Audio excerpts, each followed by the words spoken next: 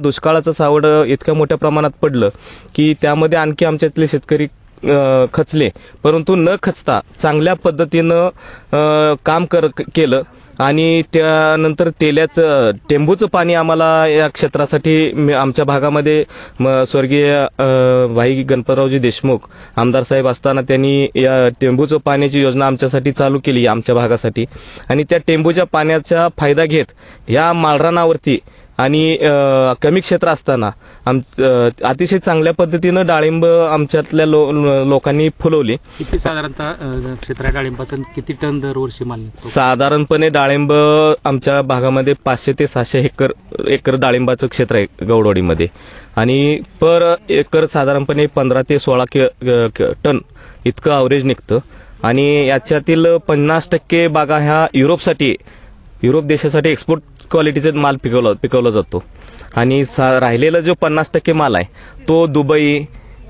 Thailand, Myanmar ह्या देशासाठी export केला जातो आणि त्यातला एक 20% माल आपल्या अंतर्गत देशामध्ये व्यापार केला जातो।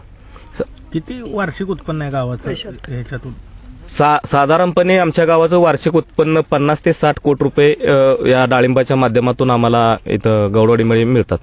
शेती घेताना इथं काही सुद्धा नव्हतं ॲक्च्युली, माळाव कुसळ उगवत होते, मग आम्ही घेऊन JCBनं मशीननं फोडून इथं तलावातलं बुद्याळ तलावातलं पाणी आणून शेती केलेली आहे। नंतर इथं काय केलं, त्यातनं शेती करून आम्ही ऊसतोडीचा पहिला धंदा होता, ऊसतोडी करून ही शेती आम्ही घेतलेली आहे आणि अधिक डाळिंबाचं उत्पन्न असं करून डाळिंब आम्ही पिकवलेलं आहे।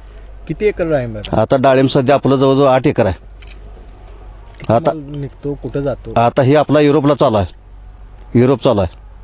किती टन गेला? आता आपला जवळजवळ ह्यात 40 टन जातोय, 16 झाड आहे। काय रेट मिळाला आपणाला 125 रुपये रेट मिळाला किलो? हा किलोला आहे आणि युरोप चालू आहे।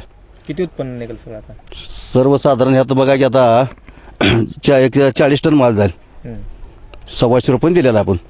उत्पन्न किती मिळेल? सर्वसाधारण मिळेल घ्यात एक 50-60 लाख रुपये मिळेल त्याला।